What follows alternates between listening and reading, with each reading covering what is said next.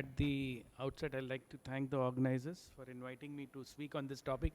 Initially, I thought medical oncologist will be opposing me, but now I see the surgeon, one of my close friends, Dr. Ninad, is going to oppose me in this. So, gastric cancer, I have to specifically speak for HIPEC. This is not moving. Yeah. So, it's a fifth common malignancy, but in India, at least in this part of the country, it is not very common. Only in the east, in Tamil Nadu or in Andhra, it is common, but more common in the northeastern states of our country, like Nagaland or Manipur.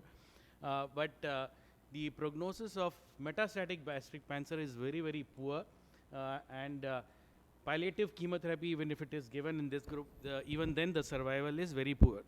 Now, in that palliative group, we are looking at a very small subset or a subset of patients which have even a worse prognosis as compared to patients who have, say, liver metastasis. So, this is one study in which it basically mentions the synchronous peritoneal metastasis, which can vary between 10 to 40% based on the way they are studied. And median overall survival, as I mentioned, is very poor.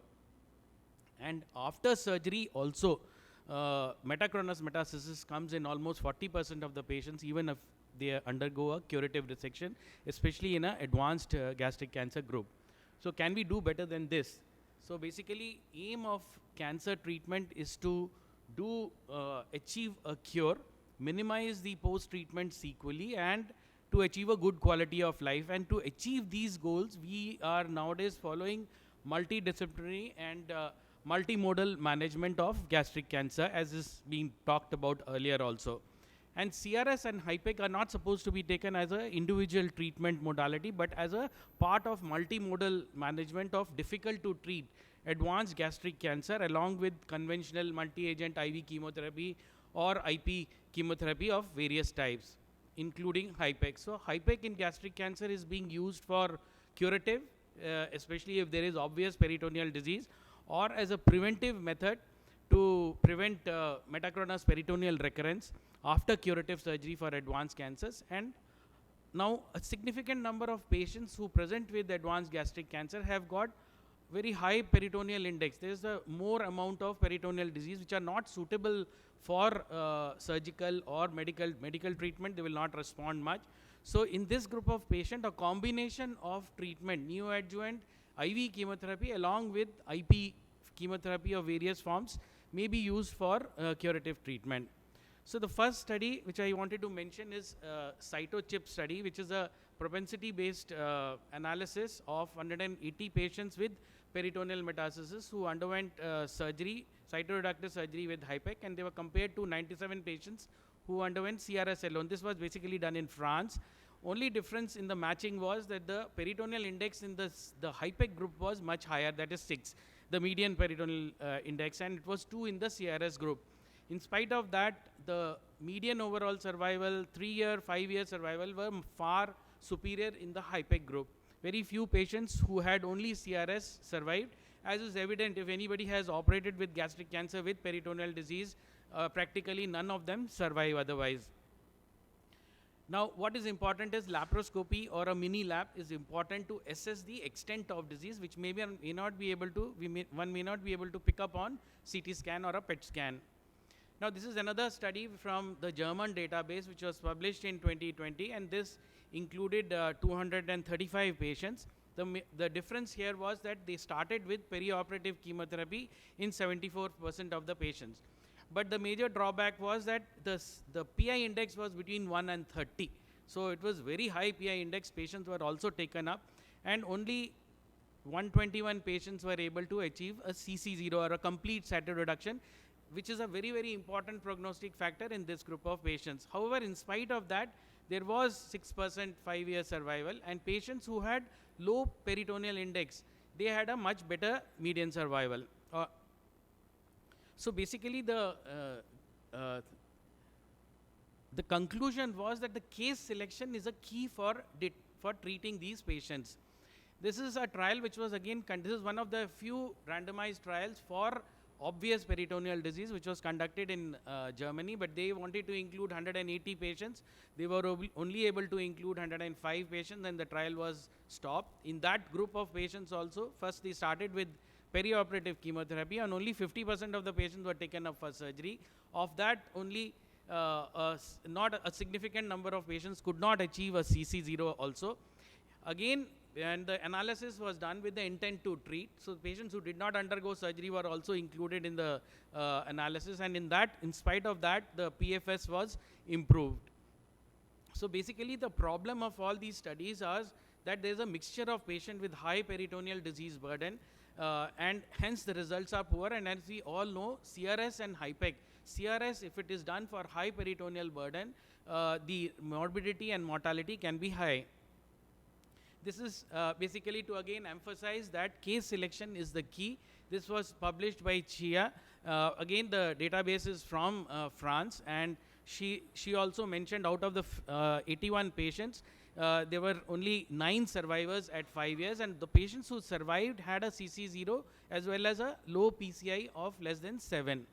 So prognostic factors is the PCI index in this group of patients. This is another meta-analysis which was done by the same group, and again the same results came that 5-year survival was possible if you do a CRS and HIPEC and achieve a complete cytoreduction in that group of patients. Now again another meta-analysis which was published this year, which also mentions that you get a much better 1 year and a 5-year survival, which is at least 3 times that of only if you do a cytoreductive surgery. Now, there are some ongoing trials at present to prove or to improve, to show that CRS HIPEC is the way to go for some group of patients who have gastric cancer with peritoneal disease. This Periscope 2 trial is being conducted in Netherlands, which basically compares chemotherapy versus chemotherapy plus surgery plus HIPEC and CRS and HIPEC in a patient group which has low PCI index to start with. There are 2 more Chinese trials which compare CRS and CRS plus HIPEC with 2 different regimens of intraperitoneal or HIPEC chemotherapy. Now, there are multiple risk factors for peritoneal recurrence following surgery for advanced gastric cancer, and therefore prophylactic HIPEC in high-risk patients may be a better way of treating. Metachronous peritoneal metastasis is very difficult to treat because it combines both local recurrence. So the theoretical rationale behind this approach is that large volumes of diluent used during the HIPEC can clear off the intraperitoneal free cancer cells, and the synergistic effect of heat and chemotherapy destroys the remaining cancer cells. This is a meta-analysis which is published in 2022.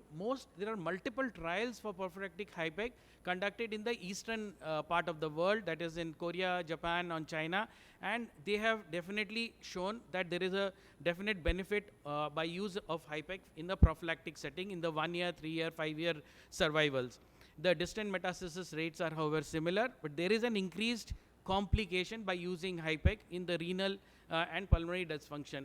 What is important to note here is that some of these trials use higher doses of the drugs like cisplatin, and they use sometimes higher temperature beyond 42, 43 degrees centigrade.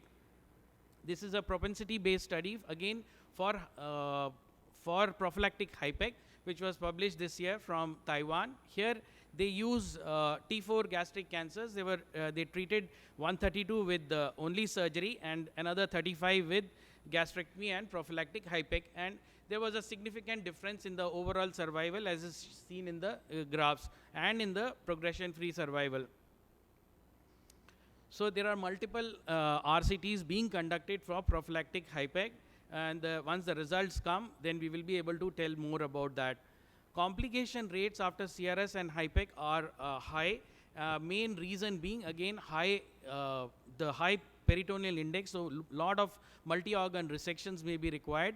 In addition to that, the experience with an increased experience with these procedures, the CRS HIPEC complications have come down significantly, and it is being now routinely used for a lot of other cancers like ovarian cancers, colorectal cancers.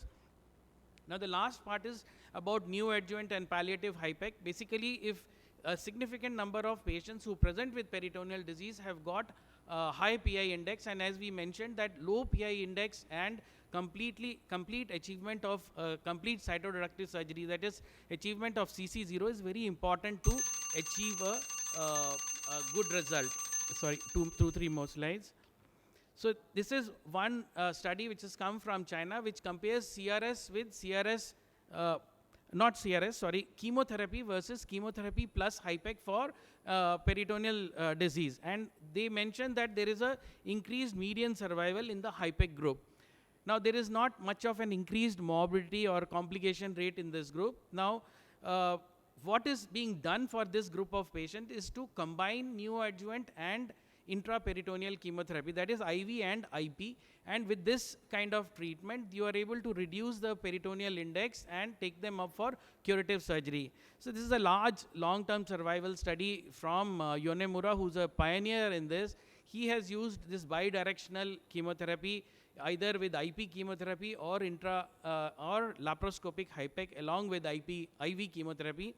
And what he says is that if you have a PI index before treatment of 13 or after the treatment if it is 11, or if there is a small bowel PCI of less than 2, this group of patients, if they are treated aggressively, there is a possibility of survival. So in conclusion, cytoreductive surgery and HIPEC is the only way or only modality to achieve a cure in gastric cancer with peritoneal metastasis. No other modality will be able to cure this group of patients, which is very difficult to treat. Achieving CC0 is difficult, and therefore case selection is very important. And of course, conducting RCTs is very difficult in this group of patients, especially with peritoneal disease. Prophylactic HIPEC for advanced gastric cancer is already a known thing in Eastern population, but in Western population it has not yet come into vogue. The trials results of the trials which are being conducted may help out in this. And of course, neoadjuvant bilateral or bidirectional chemotherapy may help in producing or making more patients suitable for curative treatment in advanced gastric cancer. Thank you. By the time the slides are getting loaded, I would like to give a disclaimer that the previous debate was a fight between Jai Viru and Gabbar Singh, but this is going to be a fight between Jai and Viru.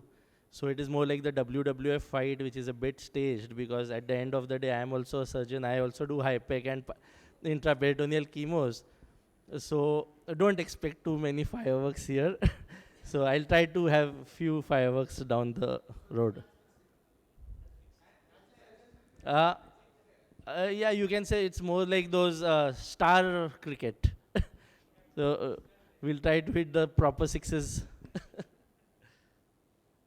Yeah, so I'll be talking for against in this thing. So let's start. I think it is not.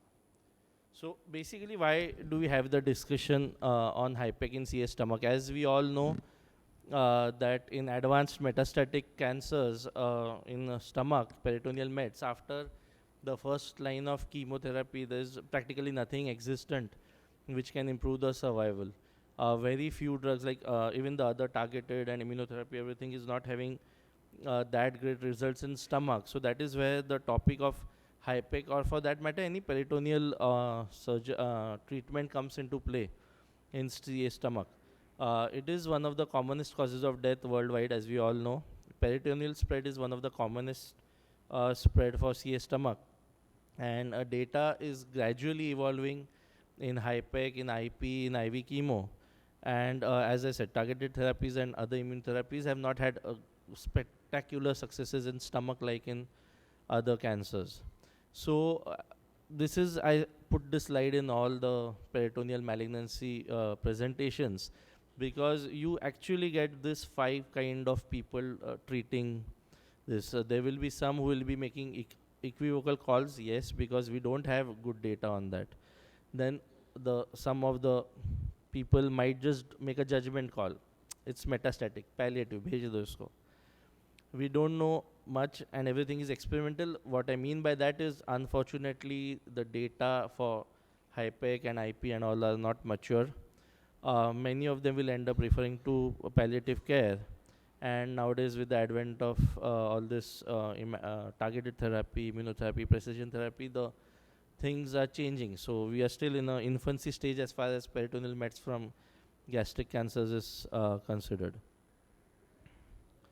So why I would support HIPEC also, but I will go against HIPEC is because peritoneal metastasis from other organs, similarly for stomach, some are more sinister than others across tumor types, within a single tumor type. We have seen where with signet cells, sometimes the responses are very bad. With well differentiated or moderately differentiated adenocarcinoma, which present with peritoneal mets, the response better. We have some patients who are going into their third year of survival, so on and so forth. So this I'll quickly skip because these are the standard slides which we always see. Why IP chemo or HIPEC has come into picture? Because of the peritoneal plasma barrier. So that is where that's why after first line usually the IV chemo doesn't work so well, and why IP chemos and other things have started coming into being. So that is the reason why HIPEC came into vogue, and that is why my partner presented the previous presentation, where a combination of heat and everything helps this. So it started with pseudomyxomas, mesotheliomas, and then spread to all cancers with peritoneal spread. So why is it not changing? So as a very busy slide, no need to go in details. Basically, just summarizing of what all studies which had been done so far in the world of HIPEC. The thing is, what we need to note, most of them are retrospective, most of them are limited numbers. So many studies have tried to prove that HIPEC is the best. There are many trials which are ongoing, but still none have published which have given conclusive results. So that brings us to the point, why no HIPEC in gastric cancer peritoneal metastasis. So there was this one meta-analysis of many studies, some good high quality non-randomized data, some randomized data. What they found that only the 1 year survival, that too in cytology positive, no peritoneal disease cases had a response to HIPEC. Even with peritoneal carcinomatosis, and as we all know, more than 6 PCI, there was no difference. And of course, HIPEC is associated with a higher risk of complications. Though, as a HIPEC surgeon, I can say that with practice, the complications go down, definitely.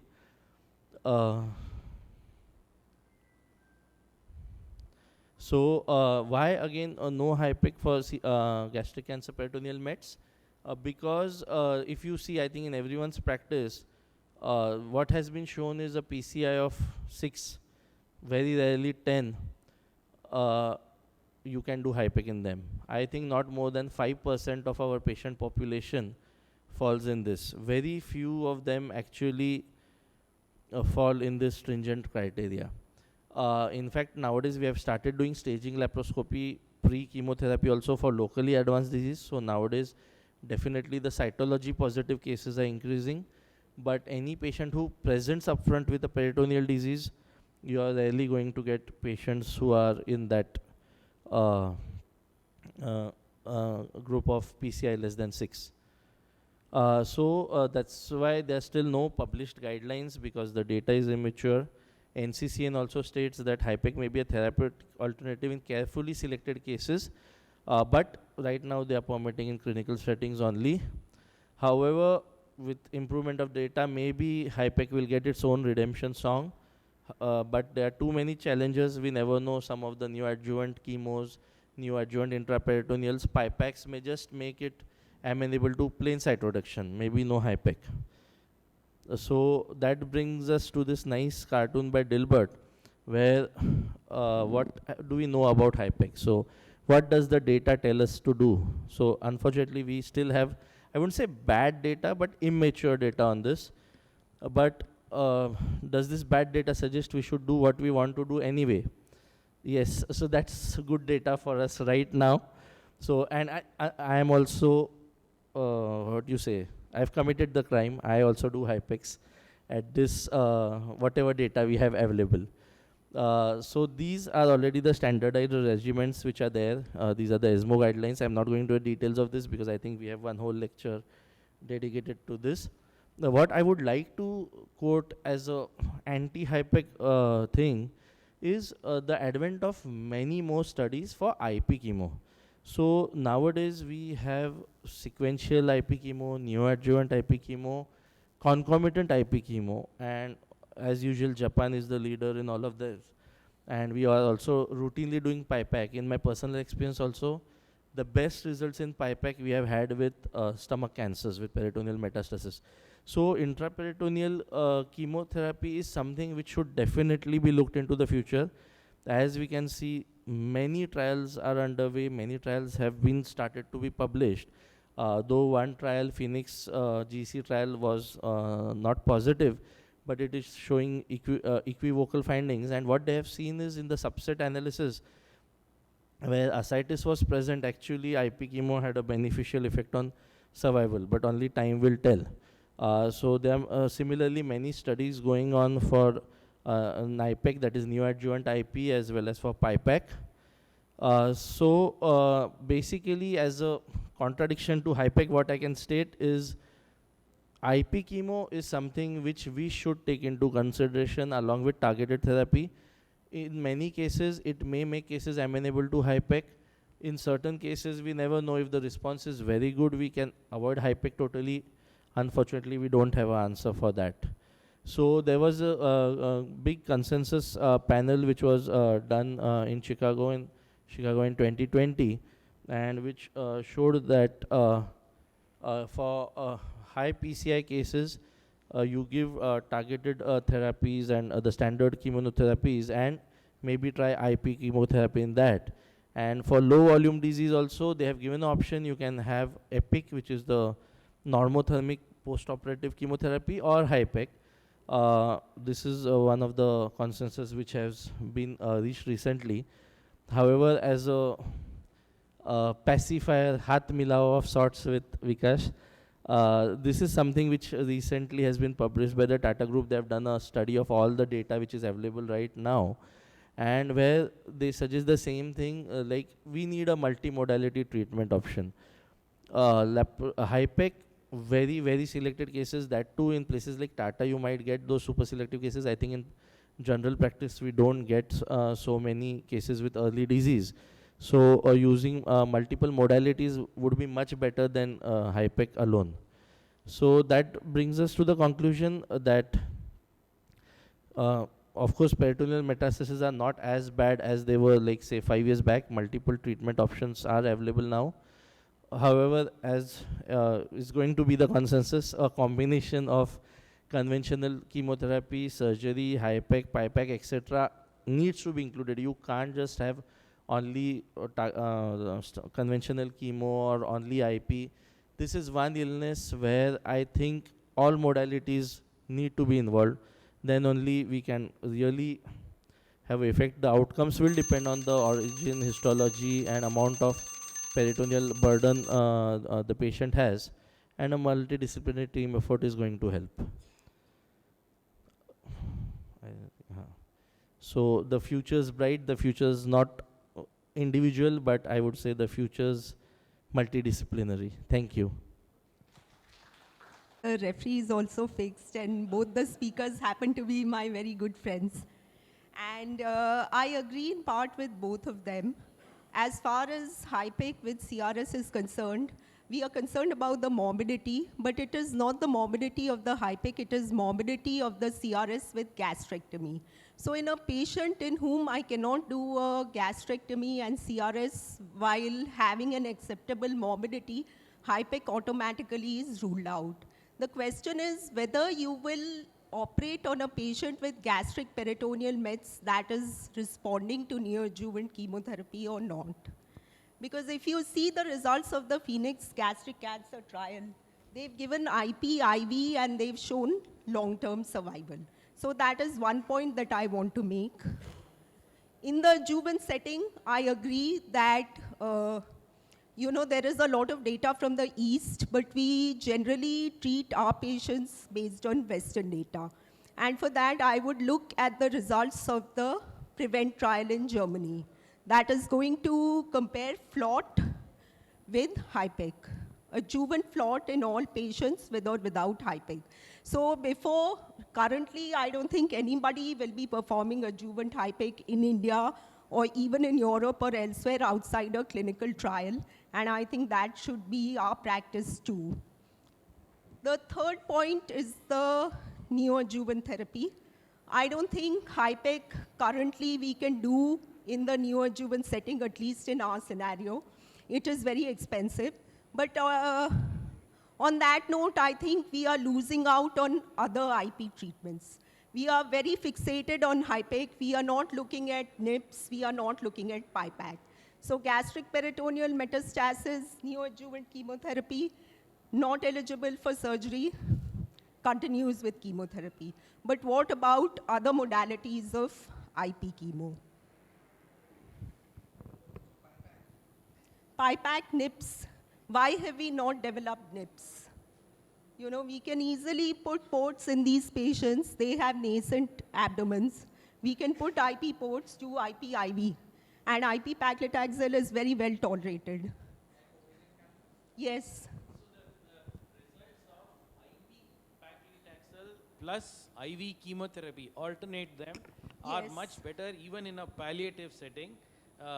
And of course, PIPEC plus alternating with chemotherapy has almost doubled the survival for palliative care patients with only peritoneal disease. The tip of the catheter, You can put it in the pelvis. Pelvis. That is not an issue. There are people who are putting two ports, you know, two ports on either side for even distribution. There is also another concept that, you know, even if there are adhesions, there's something called translymphatic spread. So the drug gets distributed evenly. Because you see some random, very good responses just with IV treatment. peritoneal disease does not respond very well to IV chemotherapy, although there are new results from S1 group as well as from the FLOT group that some of them do Yes. respond. But when you are, it is very well known that the reach of the chemotherapy to the peritoneal disease is very less because of poor blood supply there. So when you are combining the two, both IP and IV from both sides, the results are much better. So I think for adjuvant HIPEC, we have to wait for the PREVENT trial. It's not something we can do in our setting. The same with neoadjuvant HIPEC because of the cost and because of lack of data. But neoadjuvant or just in the palliative setting, introducing other modalities of IP treatment is a good idea and something that we are not utilizing enough in gastric cancer. What I would like to state is, like I get a fair bit of these cases for PIPEC. So the stomach cancer patients who usually have this miliary distribution of peritoneal mets, they respond really well to PIPEC as well as IP chemo. IP, what we do is like the main thing is the reservoir has to come on the coastal margin because otherwise it becomes difficult for the medical oncologist to cannulate. But the tip, be it in the pelvis, be it in any of the fossas, it doesn't matter. The fluid circulates the. And the Japanese don't Uh, even implant it on the chest wall. They just put it in the iliac fossa and they hardly have any port-related problems. Their technique of port is, Hey, I had problems you with that. can easily put a needle. Its access is not an issue. It's just that you have to develop that experience in your center. You know, you have to persist and you have to develop protocols. You have to have nurses who are always looking after those patients. Similarly, we put it here. Actually, first few ones I had put it down. My medical oncologist said कि यार अपने लोगों के पेट बड़े रहते हैं, we'll not be able to find it. Put it on the subcostal, so I shifted putting it on the coastal surface. See, actually, the IP chemotherapy, yeah. Yeah, actually,